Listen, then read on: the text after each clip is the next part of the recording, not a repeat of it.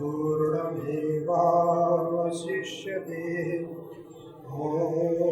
शान्ति शान्ति शान्तिः। शङ्करं शङ्कराचार्यं केशवं बादरायणं सूत्रभाष्यकृतौ वन्दे भगवन्तौ पुनः पुनः। ईश्वरो गुरुरात्मेति मूर्तिभेदविभागिने व्योमवद्व्याप्तदेहाय दक्षिणामूर्तये नमः। ॐ शान्ति शान्ति शान्तिः। सर्ववेदान्त सिद्धान्त गोचरं तमगोचरं गोविन्दं परमानन्दं सद्गुरुं प्रणतोऽस्म्यहम्।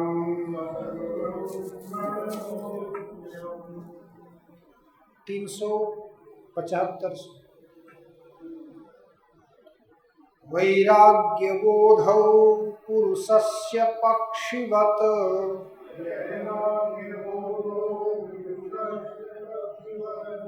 पक्षौ बीजानीहि विचक्षणत्वम्।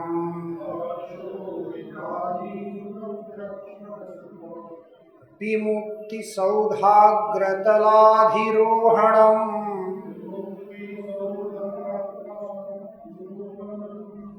ताभ्यां विना नान्यतरेण सिद्ध्यति।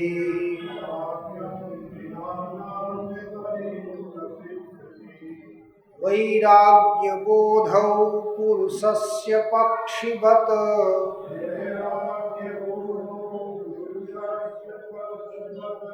पक्षौ बीजानीहि विचक्षणत्वम्।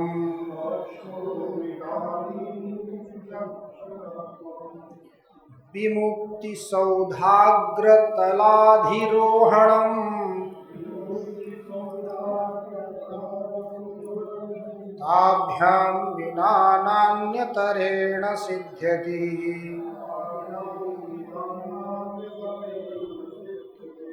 वैराग्यबोधौ पुरुषस्य पक्षिवत्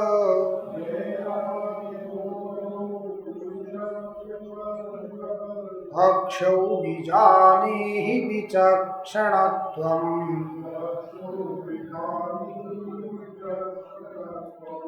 विमुक्तिसौधाग्रतलाधिरोहणम्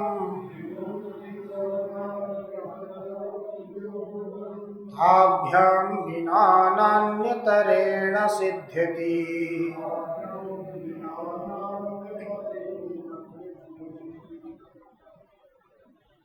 भगवान भाष्यकार वैराग्य का निरूपण कर रहे हैं। जो मुमुक्षु है केवल कैवल्य की इच्छा करने वाला, कैवल्य अर्थात मोक्ष, केवली भाव, एक ही भाव, ऐक्यता की अनुभूति का इच्छुक जो व्यक्ति है वो अंतस्त्यागो बहिस्त्यागो विरक्तस्यैव युज्यते त्यजन्त्यन्तर्बहिस्संगम विरक्तस्तु मुमुक्षया।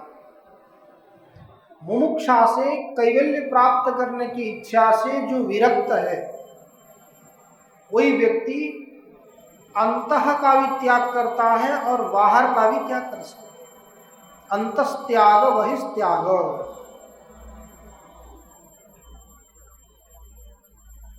अर्थात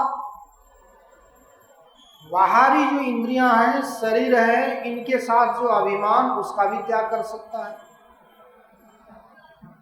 और अंदर जो अहमादि में बुद्धि आदि में, अहम आदि में जो है अहंता का अभिमान, उसका भी परित्याग कर सकता है। कौन करता है? विरक्त। जब तक रक्त होगा तब तक वो त्याग नहीं कर सकता। बाहर का भी नहीं करेगा, बाहर का ही नहीं होगा तो अंदर का कैसे होगा? वो भी नहीं हो सकता। जो विरक्त होगा, किसी भी विषय के साथ उसका राग नहीं है, कोई व्यक्ति अंदर का भी परित्याग कर सकता है और बाहर का भी परित्याग कर सकता है।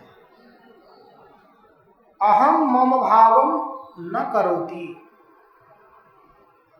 जो विरक्त होगा वो अहम भाव भी नहीं करेगा और मम भाव भी नहीं करेगा। शरीर में अहमता और शरीर से संबंधित सब में ममता। इस अहमता और ममता का वो परित्याग करके अहम और मम भाव से वो रहित हो सकता है। तो अंदर किससे वो रहित होता है? बाहर किससे रहित होता है? तो वहिस्तु विषय संगः।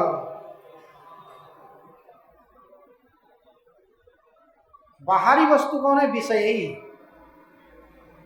सर्वविध विषय, पुत्र आदि और संपत्ति आदि जितने भी बाहर के बन सकते हैं, सर्वविध विषयों से वो विरक्त हो सकता है। अर्थात सर्वविध विषयों के संग का परित्याग कर सकता है। शब्दादि विषयों का भी त्याग कर सकता है, पुत्रादियों का भी त्याग कर सकता है। ये तो हो गए बाहर के। बहिस्संग, बहिस्तु विषय संग तथांतर हमादि भी। तो अंतर कौन है? किसके संग से रहित होता है? तो तथा अंतर अहम आदि भी। अहम आदि अहंता, देह में, प्राण में, मन में, बुद्धि में। देह में भी तो अहमता है ना, इसलिए हम बोलते हैं स्थूलोहम, कृशोहम, मैं मोटा हूँ, मैं पतला हूँ, मैं गोरा हूँ, मैं काला हूँ। ये सब किसके साथ है? देह के साथ। मैं भूखा हूँ, मैं प्यासा हूँ, ये प्राण के साथ। मैं शोक से युक्त हूँ, मैं मोह से युक्त हूँ, ये मन के साथ। और मैं बुद्धिमान हूँ, मैं मूर्ख हूँ, ये बुद्धि के साथ। तो अनेक प्रकार के देह, प्राण, मन, बुद्धि के साथ जो अहंता है, इस अहंता का भी परित्याग कोई विरक्त ही कर सकता है।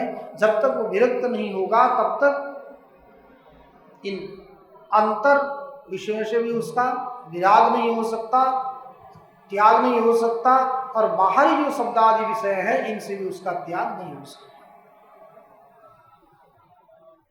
विरक्त एव शक्नोति त्यक्तुम ब्रह्मणि निष्ठितः।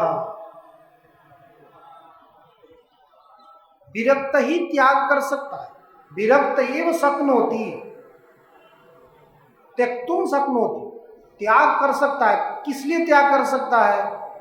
क्योंकि ब्रह्मणि निष्ठितः, तो ब्रह्म में निष्ठित है इसलिए। क्योंकि ये मन को कहीं ना कहीं तो लगाना पड़ेगा। एक जगह रहे बिना, कुछ किए बिना ये रह नहीं सकता। कहीं ना कहीं इसको काम चाहिए। तो भूत की तरह है, भूत को जब काम नहीं देंगे तो भूत क्या करेगा? आपको ही खाने आएगा। जिसने भूत को पाल करके रखा है, यदि भूत को काम नहीं दिया जाए तो क्या करेगा? आपको ही खाने आएगा, परेशान करेगा। इसलिए कोई बोलते ना कि काम करने के लिए परेशानी हो गई तो घर में किसी ने भूत पाल लिया। भूत पाल लिया तो भूत को उन्होंने बहुत काम कराया। भूत ने पहले शर्त रखी थी, यदि काम नहीं होगा तो मैं नहीं रह पाऊंगा, यदि काम खत्म हो जाए तो मैं आपको ही परेशान करूंगा। मुझे काम सदा सर्वदा चाहिए, ऐसे खाली में नहीं मिल सकता। उन्होंने कहा कि काम बहुत सारे हैं, ये खत्म हो जाए तो वो लगा देंगे, वो खत्म हुआ तो वो लगा देंगे, वो खत्म होता है वो लगा देंगे, कभी तो काम खत्म होता ही नहीं। ये सोच करके व्यक्ति ने भूत को तो लिया है घर में। परंतु क्या हुआ? कितना काम बताते, जितना भी काम बताए वो थोड़ी देर में खत्म कर देता काम कोई है ही नहीं। सारा काम खत्म करके आगे परेशान करता, काम खत्म हो गया मैं क्या करूं? व्यक्ति भोजन करने बैठा हुआ है, कुछ चाय पीने नाश्ता करने बैठा है, उस समय आके बोलता मुझे काम बताओ, और सोया हुआ है आके बताता मुझे काम बताओ। अब भूत को क्या किया, व्यक्ति परेशान, क्या करूं इसको समझ में नहीं आया, तो उसने एक बांस ले आया, लंबा सा बांस ले आया, बांस ला करके उस बांस को गाड़ दिया और बोलता है जब तक काम है तब तक तो काम दिखा दिए, ये काम करो, अमुक काम करो, अमुक काम करो, काम खत्म होए कोई काम नहीं है तो बोले बांस में चढ़ो उतरो, चढ़ो और उतरो, जब तक हम कोई दूसरा काम तुमको नहीं बताते तब तक यही काम करो। तो उसको नियुक्त करना पड़ता। जैसे वो भूत किसी काम के बिना रह नहीं सकता, उसको सदा सर्वदा काम चाहिए, उसी प्रकार ये मन भी तो भूती तो है, भूतों की तरह बना हुआ है, तो भूतों का ही ये कार्य है तो भूत ही है। तो ये भूत भी क्या होता है, कोई न कोई कार्य हुए बिना रह नहीं सकता, इसके लिए भी कोई न कोई कार्य चाहिए, या तो जाएगा बाहरी विषयों में या तो जाएगा अंदर विषय में, अर्थात ब्रह्म, कहीं न कहीं जाकर के एक में लगेगा।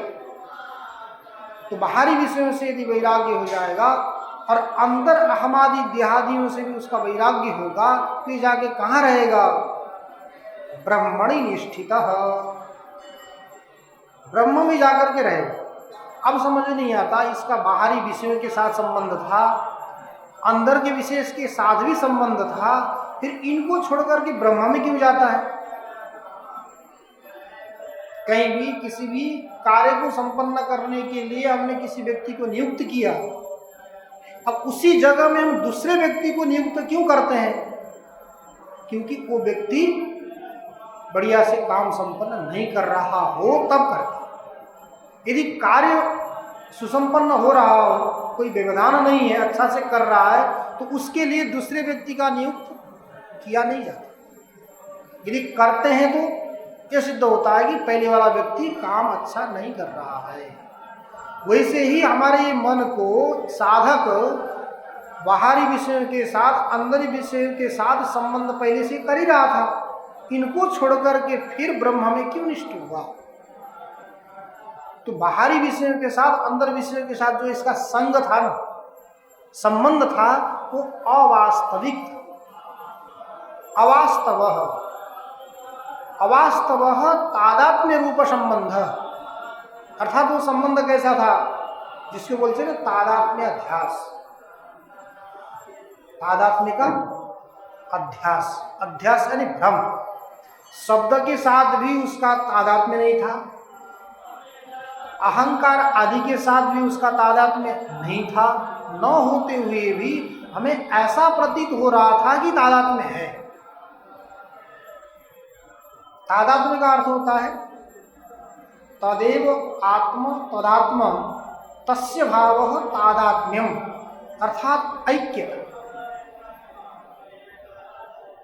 अभिन्नता का जहाँ बोध, विषय के साथ जो जीव का अथवा मुमुक्षु का अथवा जीवात्मा का जो संबंध है वो ऐक्य नहीं।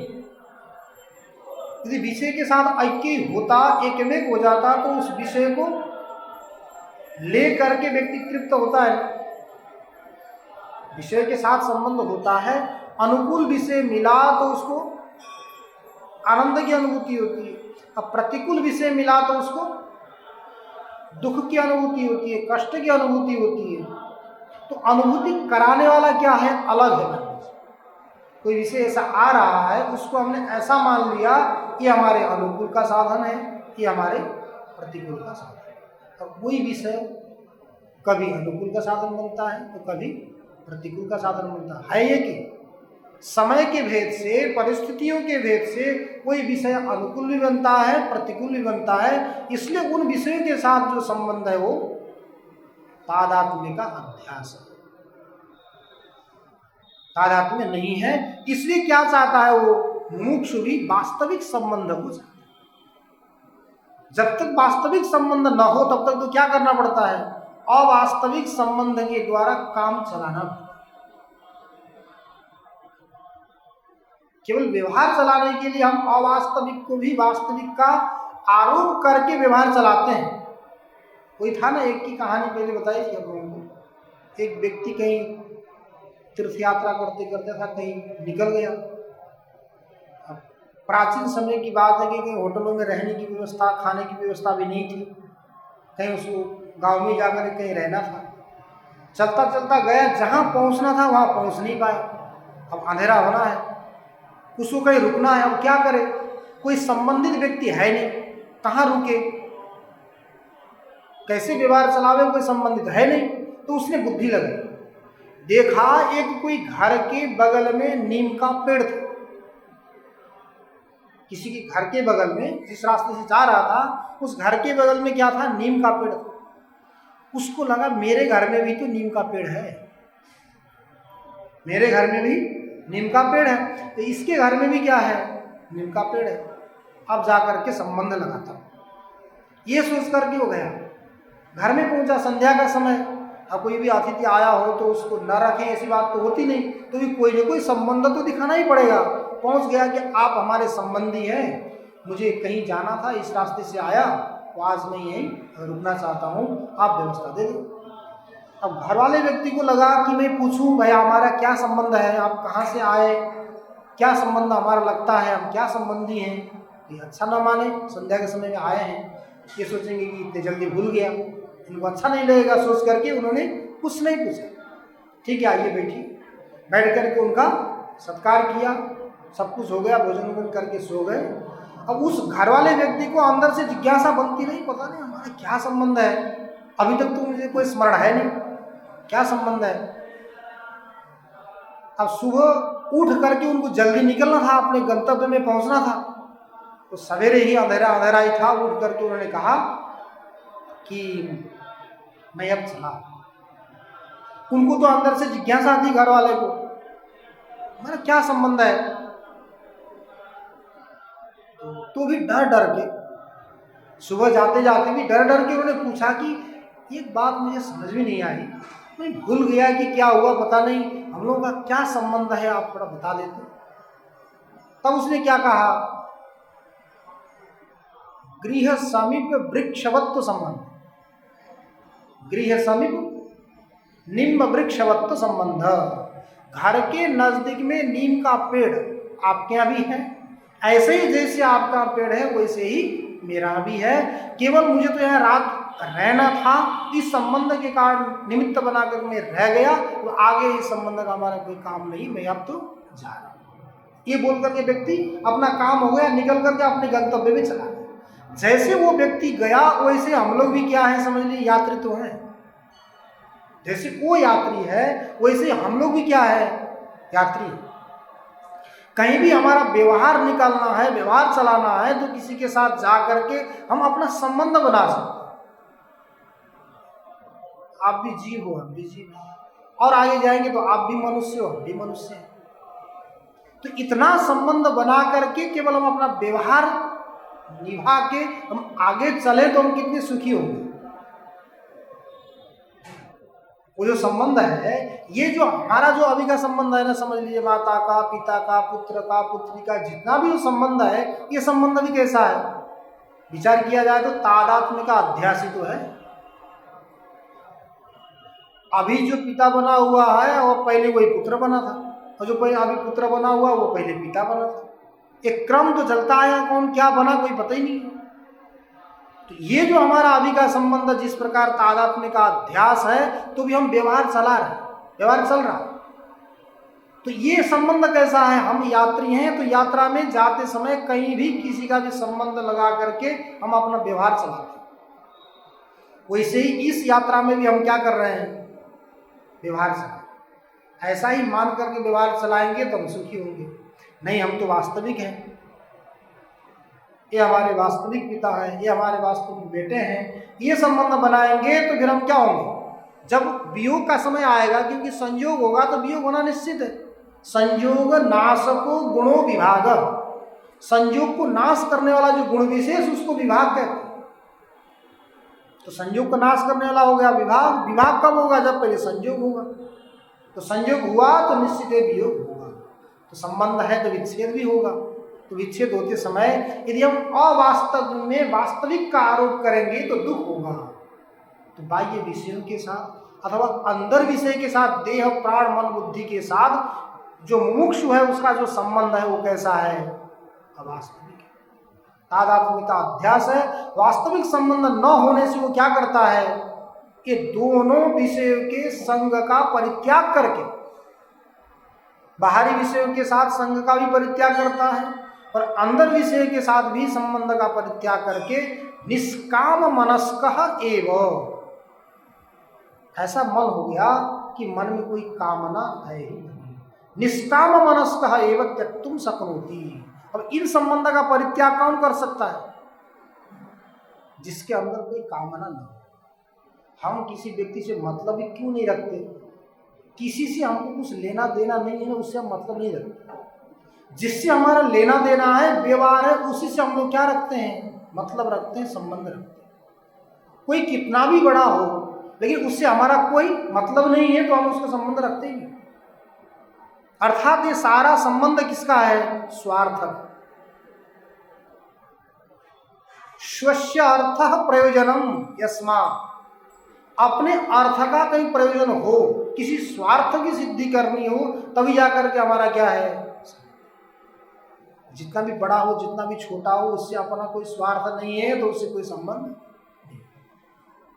वैसे ही विरक्त भी क्या करता है, जो निष्काम हो, निष्काम मनस्क व्यक्ति हो, विरक्त हो, वही व्यक्ति ही अंतर और बहिस्तु विषयी संग तथांतर हमादि भी विरक्त एव शक्नोति त्यक्तुम।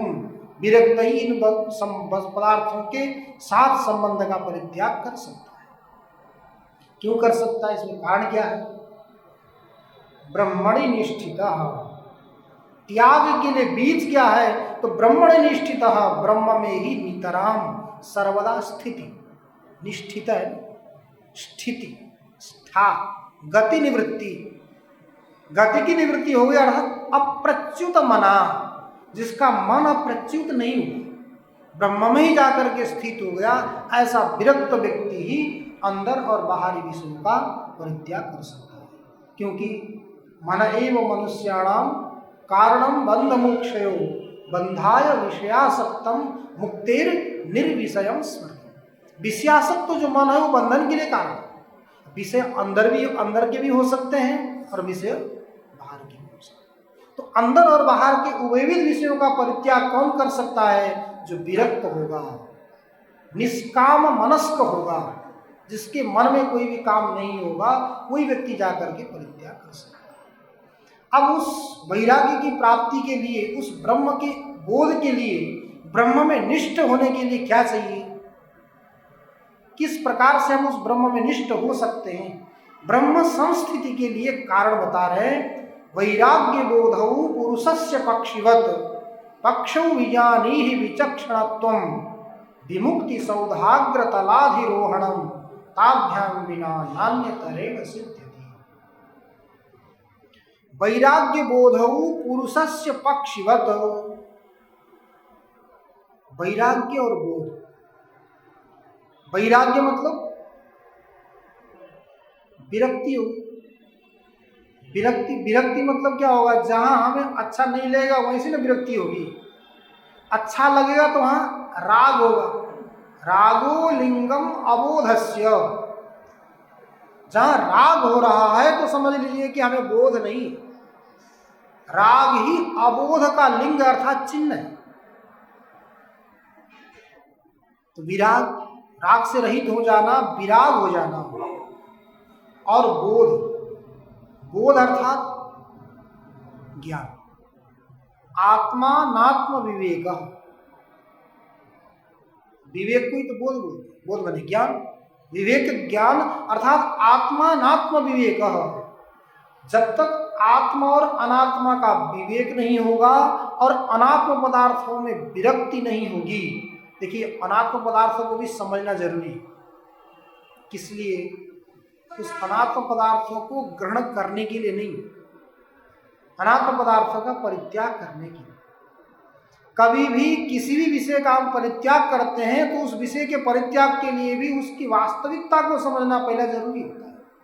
जब तक वास्तविकता को नहीं समझते तब तक हम उस वस्तु को ग्रहण भी नहीं कर सकते और उस वस्तु का परित्याग भी नहीं कर सकते। ग्रहण करने के लिए भी वास्तविकता का ज्ञान होना चाहिए और परित्याग करने के लिए भी वास्तविकता का ज्ञान होना चाहिए। इसलिए साधन चतुष्टय में नित्यानित्य वस्तु विवेक को कहा। नित्य वस्तु का और अनित्य वस्तु का विवेक करें। नित्य वस्तु का विवेक करके उसको ग्रहण कर लें, अनित्य वस्तु का विवेक करके उसका परित्याग कर दें। तो पक्षिवत, जिस प्रकार पक्षी के लिए दो पंख चाहिए, पक्षो विजानी ही विचक्षणत्व, विचक्षण कहा है, विचक्षण अर्थात बुद्धिमान, मेधावी। हे बुद्धिमान, हे विचक्षण, कोई भी पुरुष यदि मुक्त होना चाहता है, जिस प्रकार पक्षी उड़ करके कहीं पहाड़ों में पेड़ों में जाकर के रहना चाहती है, तो उसके लिए क्या चाहिए? पंख चाहिए, दोनों चाहिए, एक पंख से नहीं। एक कट गया, एक रह गया तो स्थातुम गंतुम द्वयमपि सखे नैव सक्तु दुरेपः।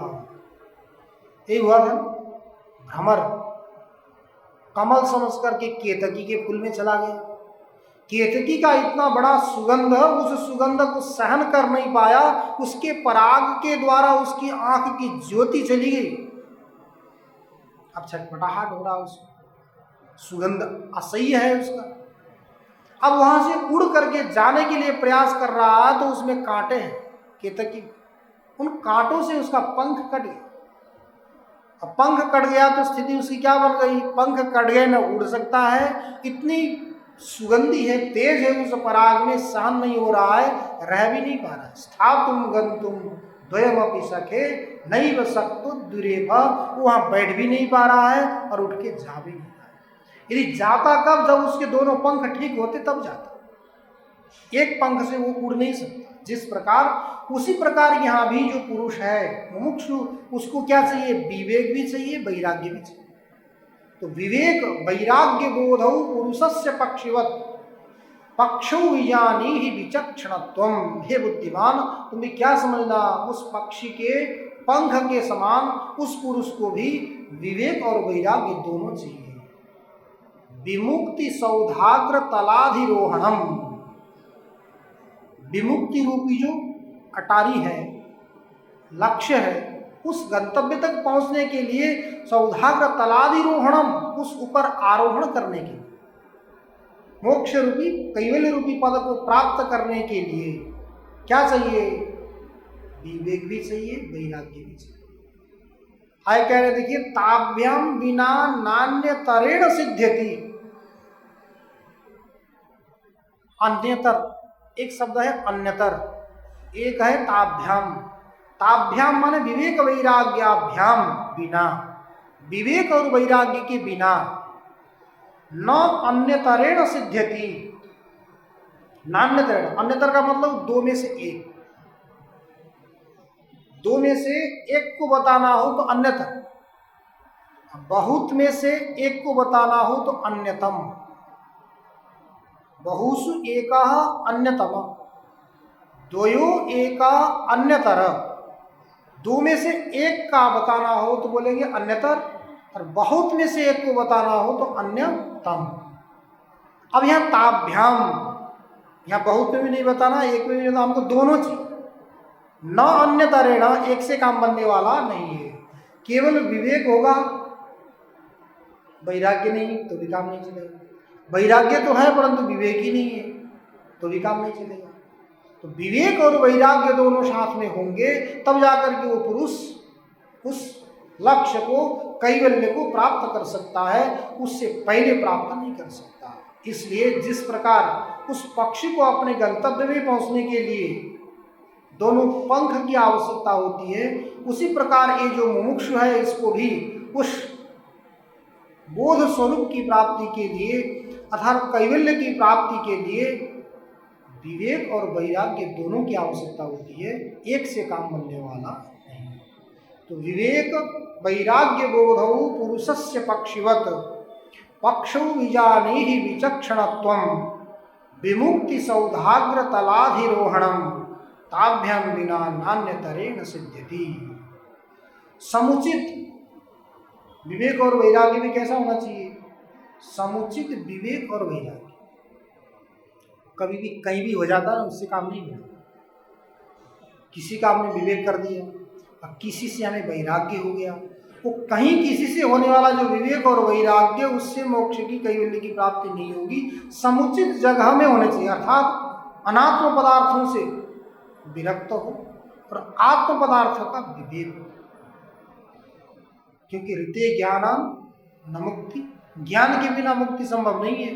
तो ज्ञान किसका होना? विषयों के ज्ञान से नहीं, अपने स्वरूप का ज्ञान, सच्चिद आनंद स्वरूप का ज्ञान होगा, तभी जाकर के वो कैवल्य रूपी मोक्ष की प्राप्ति साधक को हो सकती है।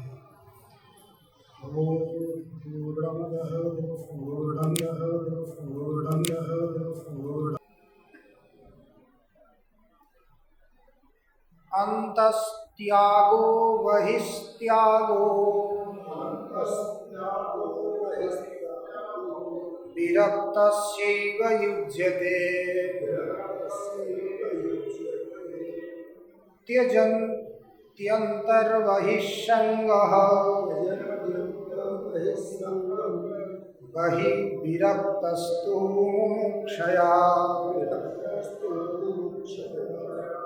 अंतस्त्यागो बहिस्त्यागो विरक्तस्यैव युज्यते त्यजन्त्यन्तर्बहिःसङ्गम् विरक्तस्तु मुमुक्षया अंतस्त्यागो बहिस्त्यागो विरक्तस्यैव युज्यते त्यजन्त्यन्तर्बहिःसङ्गम् विरक्तस्तु मुमुक्षया बहिस्तु विषयैः सङ्गः तथान्तरहमादिभिः विरक्त एव शक्नोति त्यक्तुं ब्रह्मणि निष्ठितः बहिस्तु विषयैः सङ्गः तथान्तरहमादिभिः विरक्त एव शक्नोति त्यक्तुं ब्रह्मणि निष्ठितः बहिस्तु विषयैः सङ्गः तथान्तरहमादिभिः विरक्त एव शक्नोति त्यक्तुं ब्रह्मणि निष्ठितः।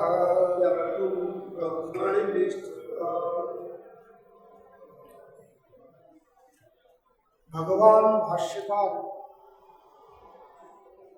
निर्विकल्पक समाधि के उपायों का निरूपण कर रहे हैं।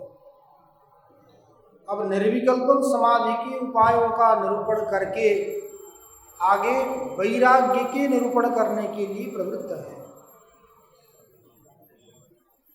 हम लोग निर्विकल्पक समाधि के उपायों में चर्चा कर रहे थे। जो प्रज्ञावान, बुद्धिमान, विवेकी पुरुष है, वो क्या करता है? बाह्य इंद्रियों को अर्थात बागादि इंद्रियों को मन में नियुक्त करता है, लीन करता है। मन को बुद्धि में जाकर के लीन करता है, बुद्धि को बुद्धि के साक्षी में अर्थात शोधित त्वम पदार्थ में ले जाकर के नियुक्त करता है, और उस शोधित त्वम पदार्थ को भी शोधित तत्पदार्थ में अपरिच्छिन्न शुद्ध ब्रह्म तत्व में ले जाकर के लीन करता है। जब उस शुद्ध ब्रह्म तत्व में ले जाकर के सारी वृत्तियों का लीन करता है, वो वृत्तियों का लय हो जाता है। क्योंकि जिस प्रकार के विषयों के साथ हमारी वृत्ति होती है, उसी प्रकार का हमारा भी स्वभाव बन जाता है। तो वो साधक मुनि सारी वृत्तियों को ले जाकर के निर्विकल्प ब्रह्म में लीन करता है तो वो भी व्यापक बन जाता है। जब व्यापक हो जाता है तो उसमें कोई ना हल होता है ना चल, हल चल कुछ नहीं होता, ना कोई संकल्प है ना कोई विकल्प, कुछ भी नहीं रहता। वहां जाकर के वो उस रसानुभूति में मग्न होकर के रहता है जो मुनि है, साधक। अब उस साधक को जब तक समझ लीजिए प्रारब्ध कर्म अवशिष्ट है तब तक सारे व्यवहार करता हुआ भी इन व्यवहारों से उसका कोई भी संबंध होता नहीं। न होते हुए भी हमें क्या लगता है, हमें लगता है जैसे हम व्यवहार कर रहे हैं वैसे ये भी व्यवहार कर रहा है। इसलिए व्यवहार में होता है एक काय का ज्ञानी इतना गुस्सा करता है, इतना खाता है, सारे व्यवहार करता है, तो ज्ञानी कैसे? ज्ञानी में तो ऐसा लक्षण नहीं होना चाहिए। ऐसी बात नहीं, जब तक शरीर रहेगा तब तक शरीर के, प्राण के, इंद्रियों के धर्म उसमें आएंगे। आते हुए भी शरीर, इंद्रिय, प्राण के धर्मों के साथ, उपाधियों के साथ उसका कोई संबंध नहीं होता।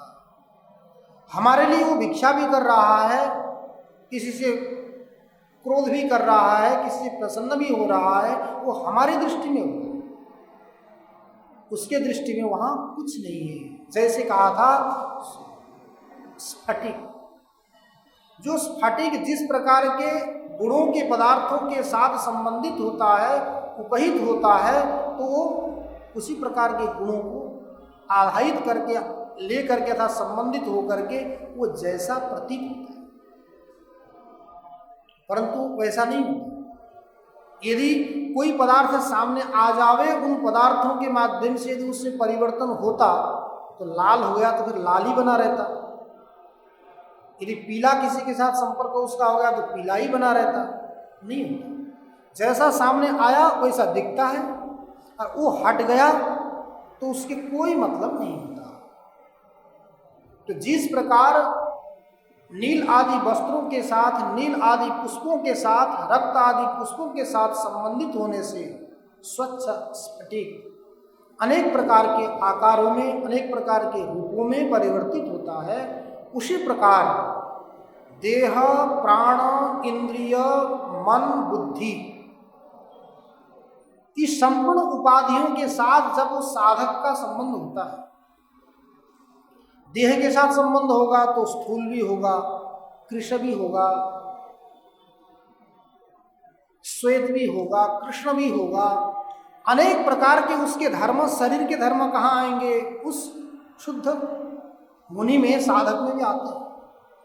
और प्राण के जो धर्म है, क्षुधा और पिपाशा, प्राण के साथ जब उसका संबंध होगा तो क्षुधा भी उसमें है, भूख भी उसको लगेगी, और पिपासा है, प्यास भी उसमें। ऐसा हमें लगता है कि कोई साधक भूखा है, कोई साधक प्यासा है, परंतु धर्म किसके हैं?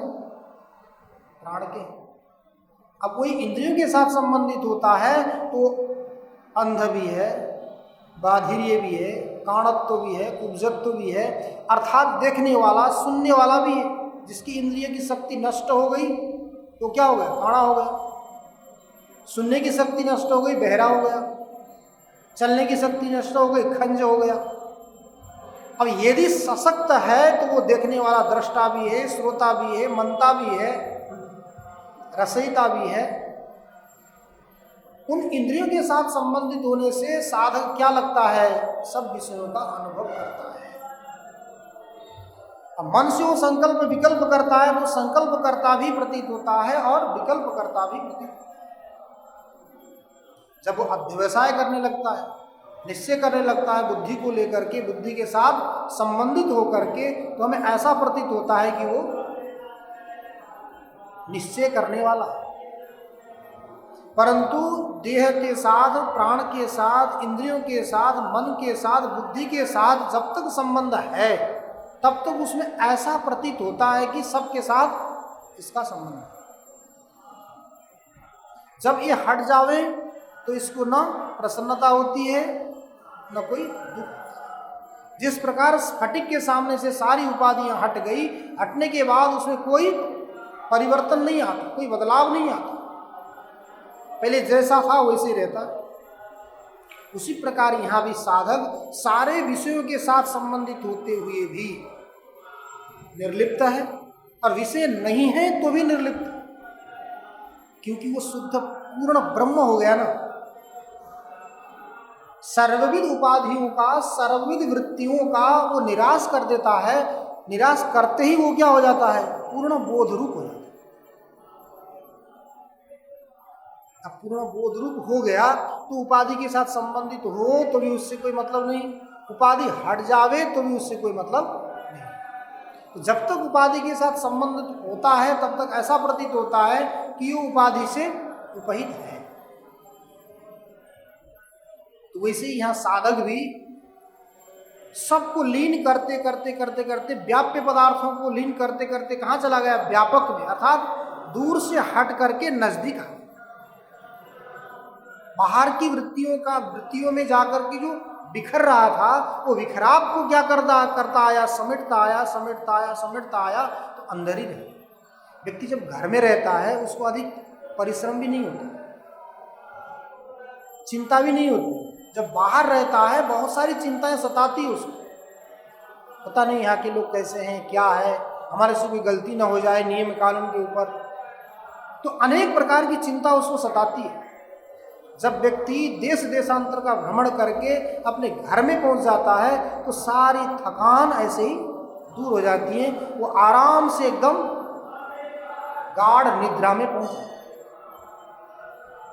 उसी प्रकार साधक भी बाहरी वृत्तियों को निरोध करते समय उसको परिश्रम होता है। जब तक हमारी इंद्रियां बाहर विषय में जाती है, क्योंकि नियम है जरयंती तेजः, जितने जितने इंद्रियां विषय की ओर जाती है उतने उतने इंद्रियों की जो शक्ति है वो शक्ति का क्षीण होती है, शक्ति जीर्ण हो जाती है। तो साधक भी यदि बाहरी विषयों के साथ जाता है, इंद्रियों की वृत्तियां बाहर जाती हैं, तो साधक की क्या स्थिति होगी? साधक बूढ़ा हो जाएगा, थक जाएगा। अब बूढ़ा हो गया तो काम नहीं कर सकता, बोल सकते हम नहीं बैठ सकते, हम नहीं उठ सकते, हम बैठ के नहीं सुन सकते। ये सारी स्थिति किसकी आती है? बूढ़े की आती है। वही व्यक्ति बाहरी विषय में दौड़ता है तो दौड़ेगा तो क्या होगा? बूढ़ा होगा। तो अनुभव की बात है, यही होता है। तो बाहर दौड़ना छोड़ेगा तब व्यक्ति क्या होता है? योगी है, उसी को स्वस्थ रहेगा तब वो मस्त रह करके अपने स्वरूप का चिंतन कर सकता है।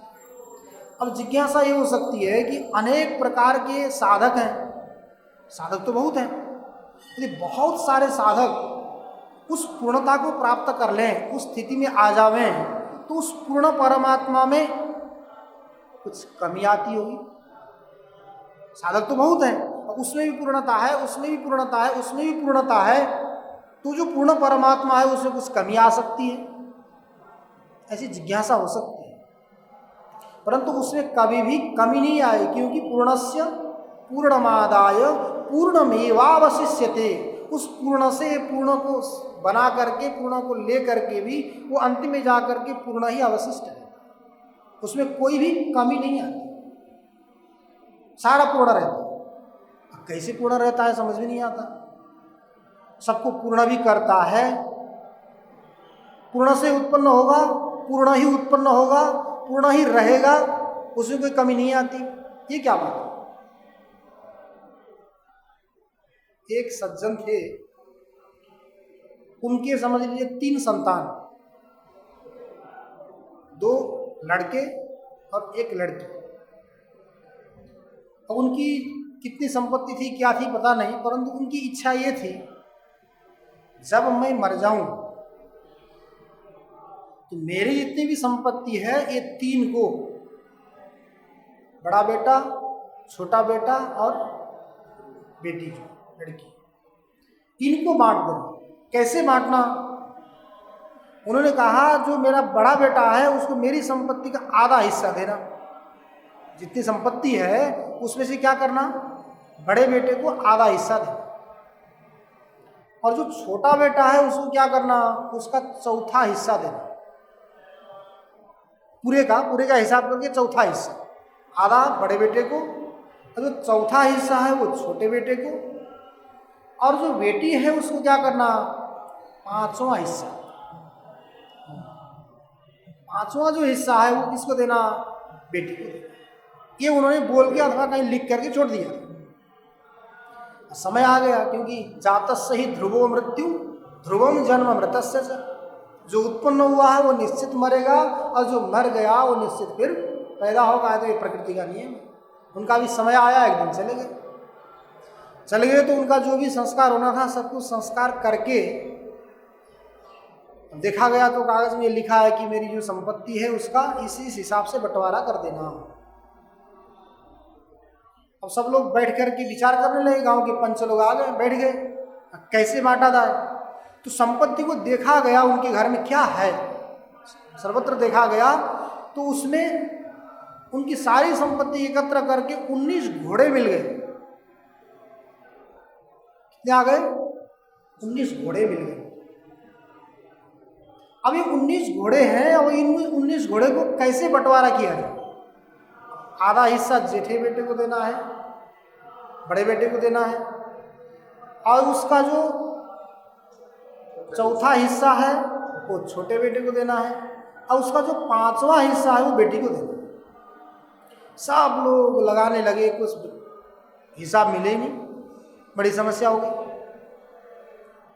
तो लोगों ने कहा ऐसा करते हैं, इन घोड़ों को नहीं बांटते, इनको बेचते हैं, इनको बेच करके जो पैसे आएंगे उसका बंटवारा करेंगे।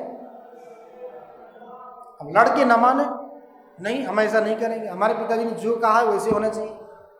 उन्होंने तो वही संपत्ति को बंटवारा करने के लिए कहा, बेच करके बांटने के लिए नहीं कहा। क्या किया जाए। कई दिन ऐसे बीत गए, बड़ी समस्या हो गई। तो एक व्यक्ति, वो लोग ऐसे बैठे हुए थे चर्चा करते करते, एक व्यक्ति उधर से कैसे घोड़े में सवार होकर के आ रहा था। तो आया तो उसने पूछा कि भाई क्या बात है, आप लोग बैठे हुए हो। तब वो बैठे हुए पंच लोग थे, उन्होंने कहा कि बात ऐसी है, इनके संपत्ति का हम बंटवारा कर रहे हैं, परंतु हम बंटवारा कर नहीं पा रहे हैं, सब नहीं बन पा रहे हैं, इसके लिए हम लोग बहुत चिंतित हैं। तो उन्होंने पूछा समस्या क्या है बताओ तो। तब वो घोड़े में चढ़ कर के आया हुआ व्यक्ति बोलता है, अरे जो व्यक्ति मर गए, गुजर गए ना, वो मेरे मित्र हैं, इनकी समस्या मेरी समस्या है, और ये जो बेटे हैं संतान है वो भी तो मेरे ही हैं, तो इनकी समस्या मेरी समस्या है, मुझे इस समस्या का समाधान करना चाहिए। ठीक है, ऐसा करता हूँ, आप लोगों के पास 19 घोड़े हैं, ऐसा करो मेरे पास ये एक घोड़ा है ना, इसको ले लो, मेरे पास जो एक घोड़ा है इसको आप लोग ले लो। तो घोड़ा ले लिए, तो कितने हो गए, 20 हो गए। अब 20 हो गए तो 20 का आधा कितना होगा, 10 घोड़े किसको मिले, बड़े वाले बेटे को मिले। अब उसका चौथा हिस्सा कितना होगा 20 का, 4 पंचे 20, तो चौथा हिस्सा मैं 5 घोड़े किसको मिले, छोटे बेटे को मिले। अब 5वां हिस्सा देना है बेटी को, तो 20 का 5वां हिस्सा क्या होगा, 4 हो गए। 4 मिल गए किसको, बेटी को। मिला के कितने घोड़े हो गए, 19 घोड़े तो बट गए। 19 घोड़े बटने के बाद एक घोड़ा बचा। अब ये साधक, ये व्यक्ति जो मित्र है वो क्या बोलता है, आप लोगों का काम हो गया ना, आप लोगों का काम हो गया, अब मेरे घोड़े को मुझे दो, मैं जहाँ जा रहा था मैं जा रहा हूँ। ये बोल करके उसने क्या किया, अपने घोड़े को ले लिया, सवार हो गया, चल दिया। अर्थात क्या हुआ, उसका घोड़ा देखिए न उसको कमी हुई, बाद में भी उसको कमी नहीं मिली, जो घोड़ा पहले था वही घोड़ा उसको मिल गया, और इधर इनका व्यवहार भी चल गया, व्यवहार का काम भी। वैसे ही जो पूर्ण ब्रह्म है क्या करता है, सबका व्यवहार चला भी देता है, सबका बंटवारा करके तुम्हें ये ले लो, तुमको ये, तुमको या अपने अपनी योग्यता के अनुसार सबको आनंद दे करके सबका व्यवहार चला करके वो अपने में पूर्ण रहता है, उसमें कभी भी कमी नहीं आती। इसलिए यहाँ भी जो साधक होगा वो क्या करता है, जब तक इंद्रियों के साथ संबंधित है, बुद्धि के साथ संबंधित है, मन के साथ संबंधित है, तो उनके धर्मों के, गुण के, उपाधियों से उपहित सा भी प्रतीत होता है। प्रतीत होता हुआ भी जब इनके जाने का समय आता है तो अपने में मस्त रहता है, उसमें कोई भी भेद नहीं होता। उसी प्रकार यहाँ भी देह प्राणेन्द्रिय मनो बुद्धियादि भी रूपादि भी यही ये वृत्ति समायोग तत्तद भावस्य योगिनः, जिन जिन पदार्थों के साथ उसका संबंध होता है उस भाव वाला योगी बन जाता है।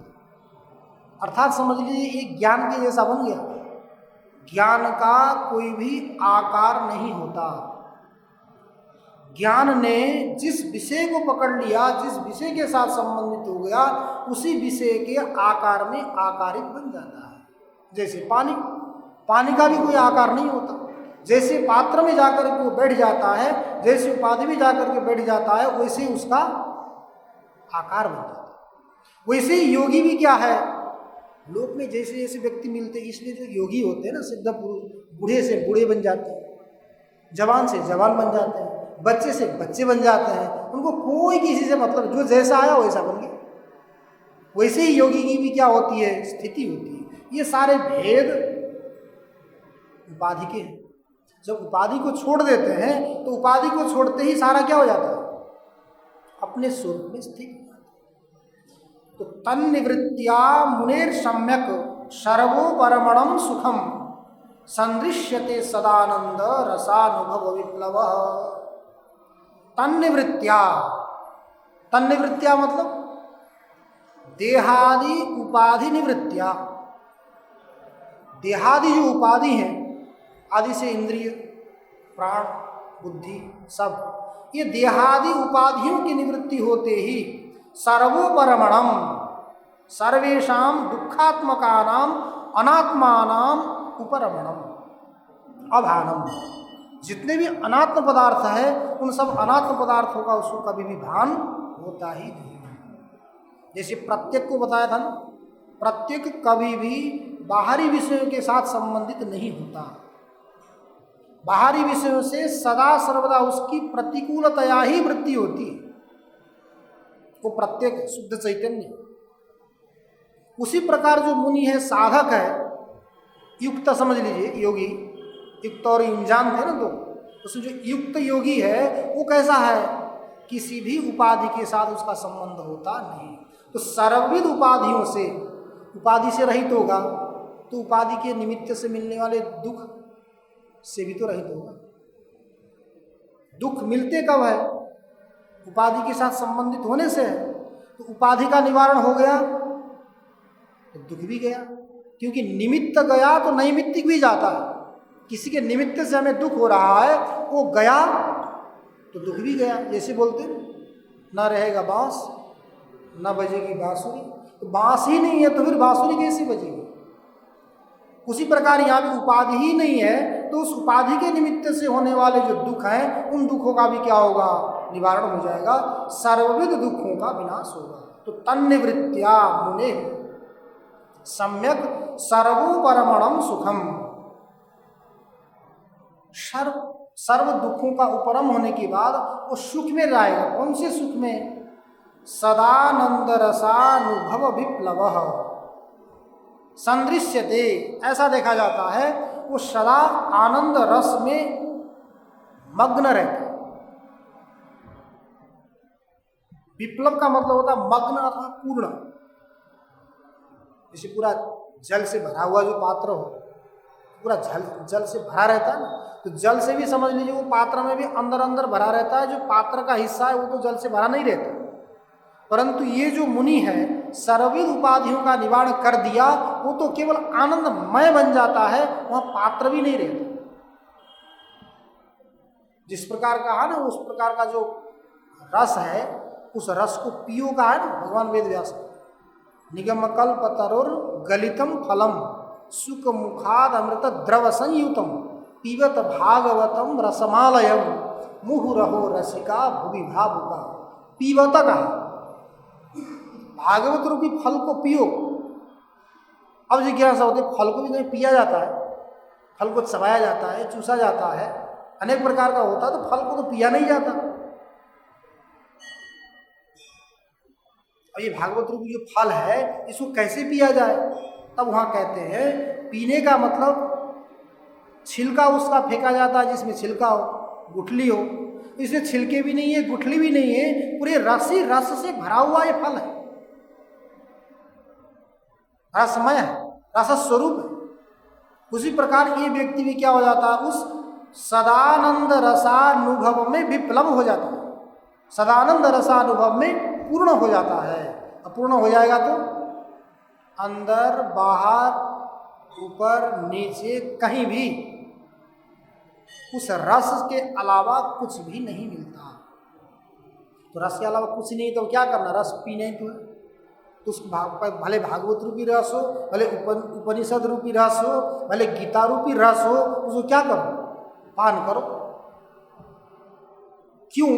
क्योंकि रसो वैशः रसमेवायम लब्ध्वा आनंदी भवति, ये उपनिषदों का उद्घोष है। इन्हीं उपनिषदों में, गीताओं में उसी रस स्वरूप परमात्मा का ही निरूपण है। तो रस स्वरूप परमात्मा का निरूपण करने वाले ये सारे ग्रंथ भी कैसे रस है। तो रस को क्या किया जाता है, पिया जाता है, पी करके आनंद में रहते हैं। और रस को पीने वाले कौन, सबको नहीं, सबको आनंद नहीं आए, इसलिए वहाँ का रसिका भावुका, मुहुरहो रसिका भुवि भावुका, इस भुवि में, इस संसार में इनके लिए ये रस है जो रसिक है, रसपान करने के रसिक है।